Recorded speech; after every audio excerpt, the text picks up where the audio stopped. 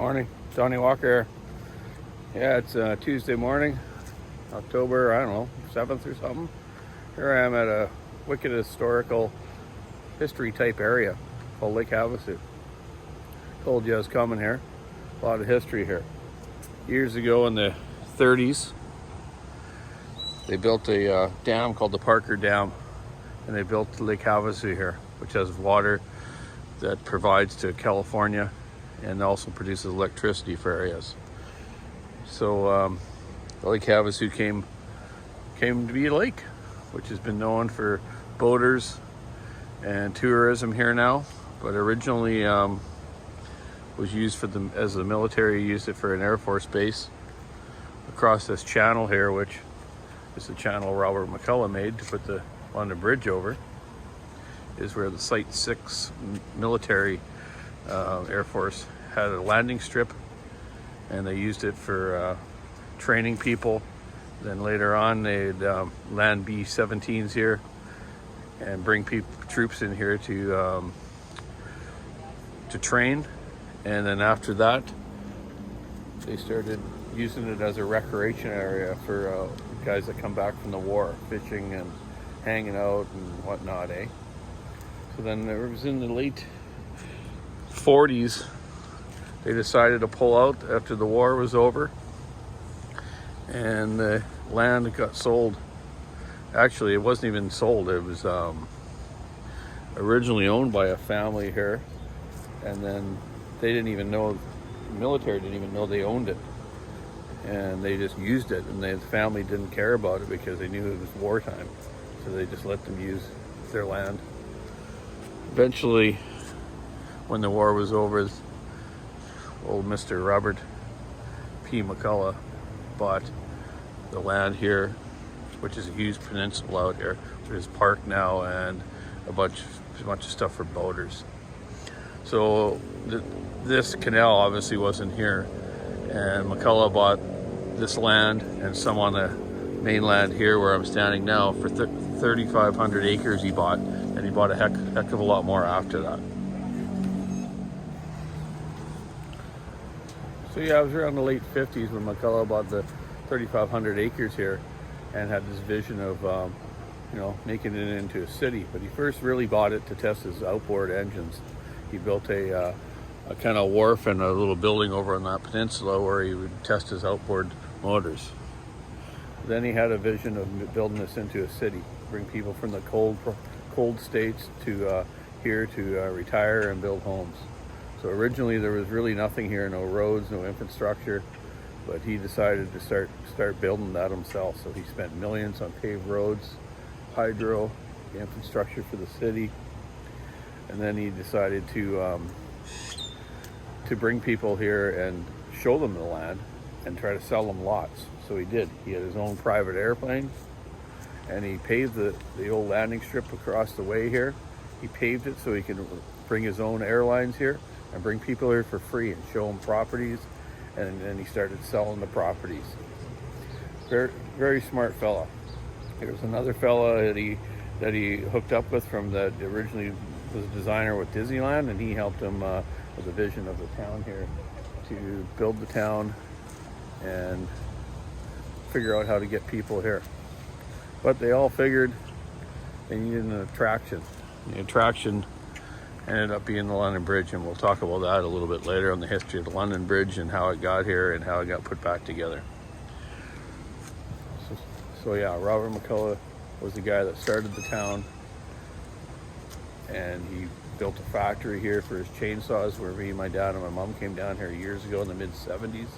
In the mid-70s, the bridge, I believe, was just installed just before that, or just opened after they dug out this canal to get the water underneath it. So originally they built the bridge over this land here, then they dredged out all the water in here to get the water flow, and basically built the peninsula into an island.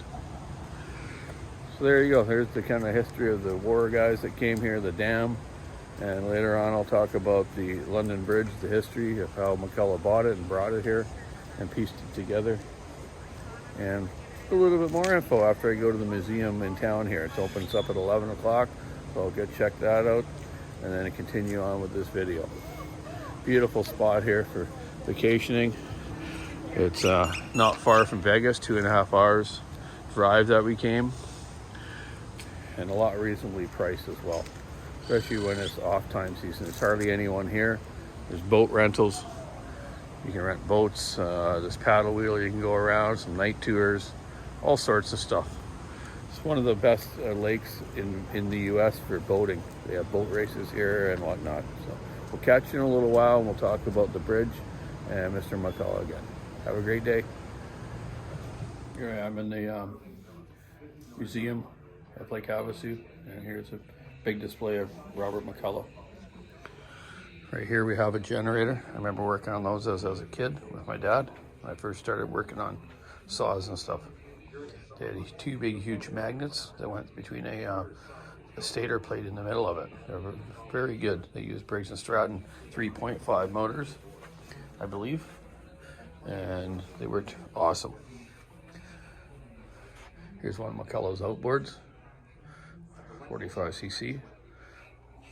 One of Robert's planes that brought people here to for free to show people the land to buy properties. This display here shows a lot of the McCulloch motors and guys testing them on the lake. Site 6 McCulloch era. Here's Mr. Robert McCulloch Sr. here. Fool or missionary, they called him. Well, he was a missionary. Who was Bob McCulloch?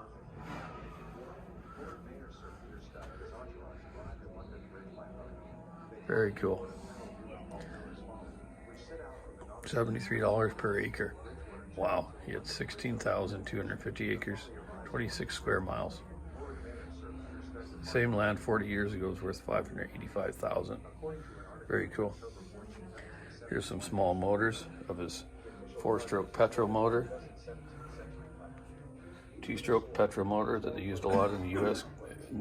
Air Force for drones. They'd fly them up and shoot them. He also invented some helicopters, a twin rotor one, and some other ones. You can read all that on the internet. I'm not going to go over all that today. More about the planes here. McCulloch outboard motors. And over on this side, we have his chainsaws. I came here to Lake Havasu one time with my mom and dad. I was 12 years old.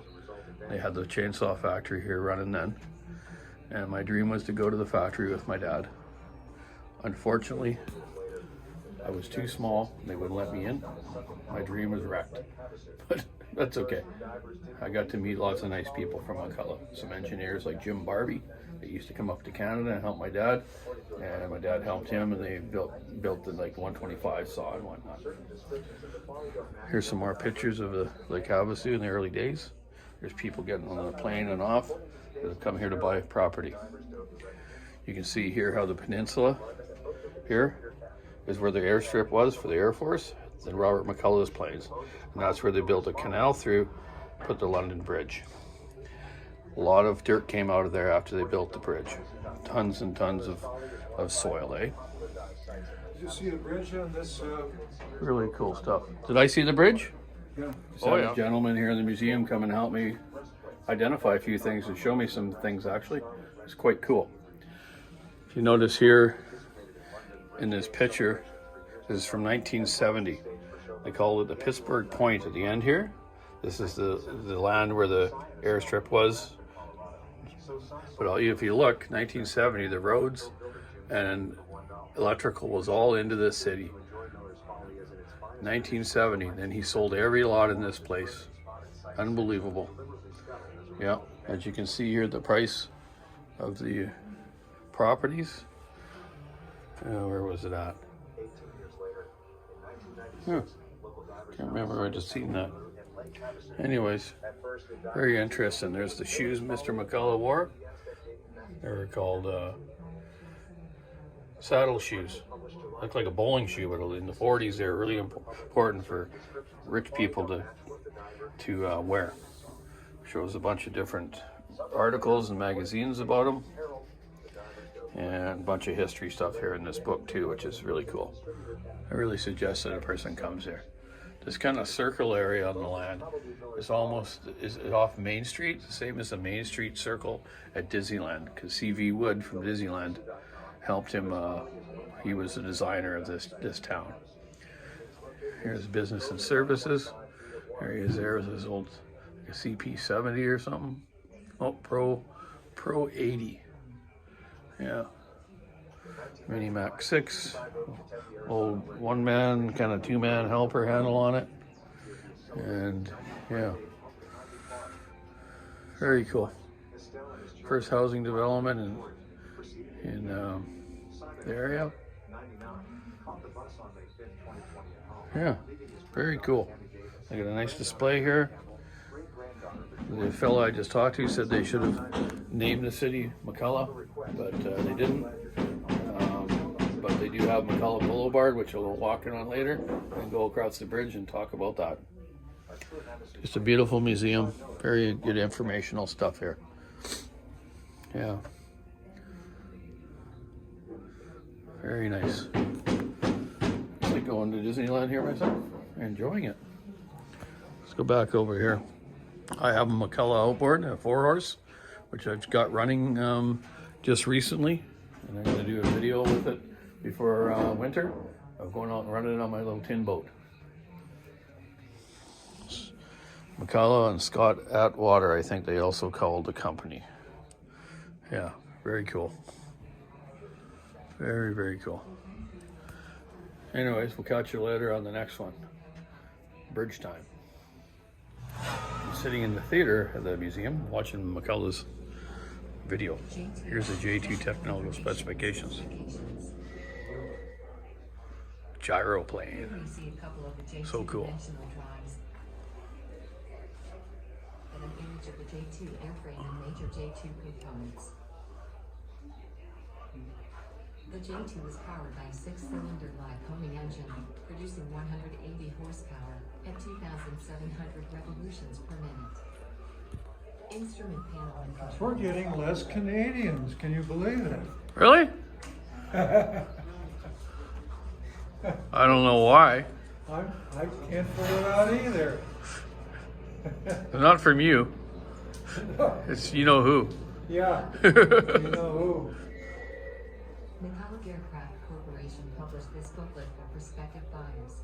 The J2 was advertised as easy to fly as driving your car. The booklet contains the J2 pre-flight checklist, instructions on turning and making maneuvers, flying as turns across a road, and landing instructions. The J2 could lift off in approximately 75 feet, perhaps in the driveway or the street in front of your house. Very cool. They're very intelligent. mcculloch Aircraft Corporation also promoted a $5 orientation flight for anyone interested in acquiring a J2. Your weather is very similar to ours.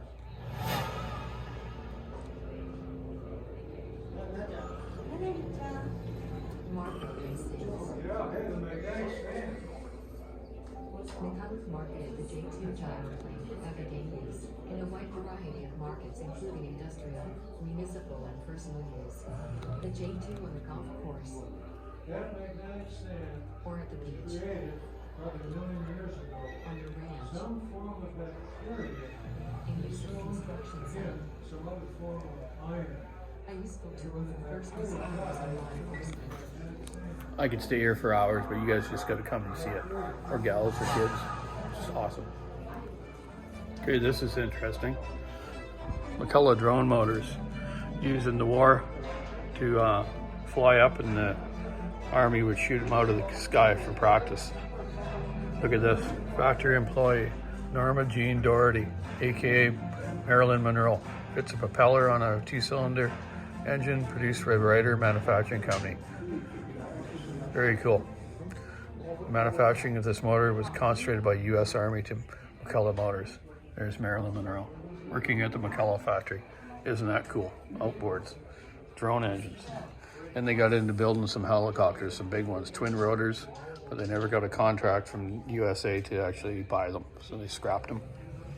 Over here's the G2 gyroplane. Wicked. Only took 75 feet to take off, and they were trying to market it for farmers and industrial and all sorts of places. Easy to drive, almost like a car. McCulloch offered lessons in them. Here's their engine. They had the J2 was powered by a 6-cylinder Lycoming engine, 880 horsepower at 2,700 RPM.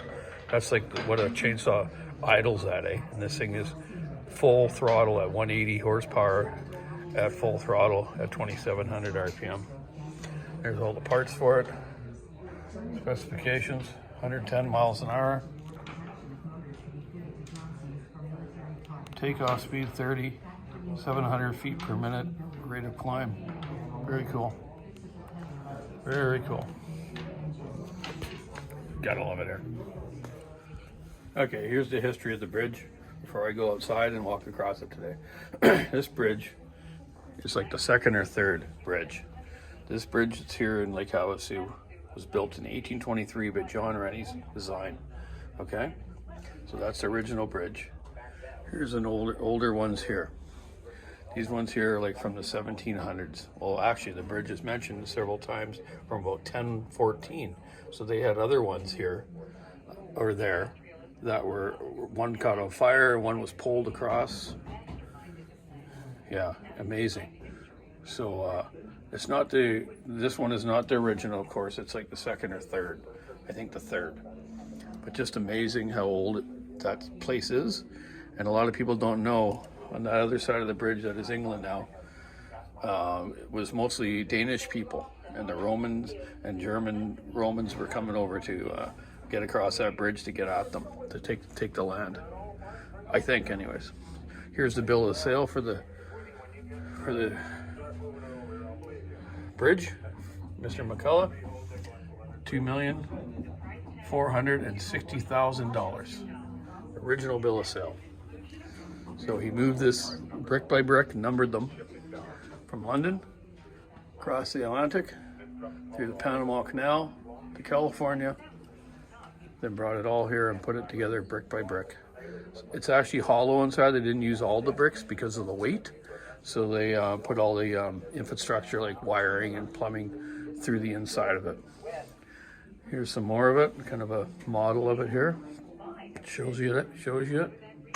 And today we'll go for a walk across it and check it out.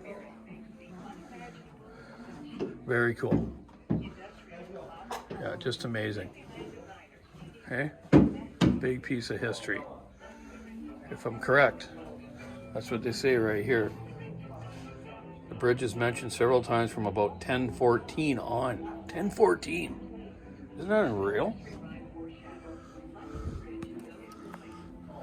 Yeah, very cool. Here's me standing beside the bill of sale. Robert McCulloch. What a guy.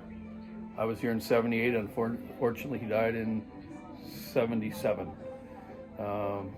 Yeah. R.I.P. Robert. Incredible man. Today it lives in the new world stretching across a man-made river. This is a story of finding a home in the most unlikely of places.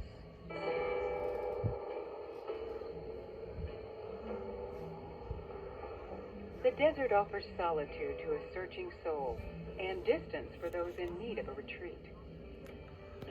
Distance is what you must travel to get to Lake Havasu City, Arizona. It's right in the middle of nothing. I mean, all of a sudden there's this oasis, and that's Havasu. I like it because you can still get up in the morning and see 100 miles, and you can breathe. If you want to come to Lake Havasu, you have to want to come here, because it is quite a journey. A remote rendezvous in the heart of the Mojave Desert. A journey worth the trek, not so much for its location, but for the city's inspiring story. In 1964, fewer than 100 people lived here. Making Havasu a place to be required a royal plan and clever plan makers. Back then it was just a peninsula and there were virtually no homes. Robert B. McCulloch had a vision and it was quite accurate. He had predicted we'd be at roughly 50,000 people right now, and we're maybe 43, 44,000. Industrialist Bob McCulloch and Disneyland designer C.V. Wood masterminded the plan. Havasu lacked history and a heritage. The men would purchase someone else's. They said, you're the first person we're going to tell outside of the company, outside of the family, but we just put a bid to buy the London Bridge, which is sinking into the Thames, and move it to Lake Havasu City. And I thought, I have cast my lot with Looney Tunes here. They were laughed at. Oh, you'll never be able to do that. That's impossible. Why would you want to do that? I said, Woody, what are you going to do with it? We're going to tear it all apart and bring it over here. I said, Woody, when you start moving it over here, I'll believe you. Lo and behold, they bought the London Bridge. The price tag, $2.4 million. And that didn't include shipping. They tore it all apart, numbered all the pieces, and shipped it down, around to Long Beach. Then trucks hauled all of it over from Long Beach. Assembly not included. You had to drive around this enormous crater that looked like a meteor had landed, because that was it. Chain link fences, heavy equipment, once it was built, then they're digging the sand out, and we're like, this is going to be great, but when? Coming up, buying a bridge proved simpler than rebuilding one. The human spirit makes the unimaginable achievable. Industrialist Bob McCulloch and Disneyland designer C.V. Wood masterminded the plan. London Bridge is falling down, falling down, falling down. London Bridge is falling down, my fair lady. It was falling down, and that's why it had to be replaced. As the nursery rhyme foreshadowed, London Bridge needed replacement. It had survived German artillery in World War II. But the heavy day-to-day traffic of the industrial 1960s was proving too much. I can remember walking over this same bridge as a child with my father. My father worked in London, and we'd walk across the bridge, and I always loved it. I never dreamt that I'd actually end up living next door to it here in Arizona. It literally was transplanted brick by brick in the hold of a ship and rebuilt here. The bridge was built on dry land, and then they made the channel underneath of it. The peninsula on the Colorado River became an island, thus creating a place to be. It took So 2 cool. years to complete. The year McCulloch moved the factory to Lake Havasu. This is 1971 press release. So about 1976, he had the factory here in Lake Havasu. And we came here in 1978, me, my dad, and mom. Hey, Donny Walker here. I'm in Lake Havasu, turning on to McCulloch Boulevard. We're gonna drive across the London Bridge. I was just at the museum, and I did about 3 or 4 videos there. I'm gonna link together. What an awesome museum. Whole history of Robert McCulloch, like I've talked about a bit. History of the London Bridge, history of the city here. Wow, man, in 1971, this whole city was laid out with roads and wiring and plumbing and everything, and then he sold all the lots, and this became close to just over 60,000 people living here. Close to about 170,000 to 200,000 come here during summer vacation. Here we are on the London Bridge, built in 1836. And I explained that in the one video. But this is the canal down there, or the river. This is a river, this lake really, but they call this the canal for the London Bridge. They built this bridge first on dirt, then they dredged all the dirt from underneath it and got the water flowing through here, so it's a nice canal for boaters and people. Very cool.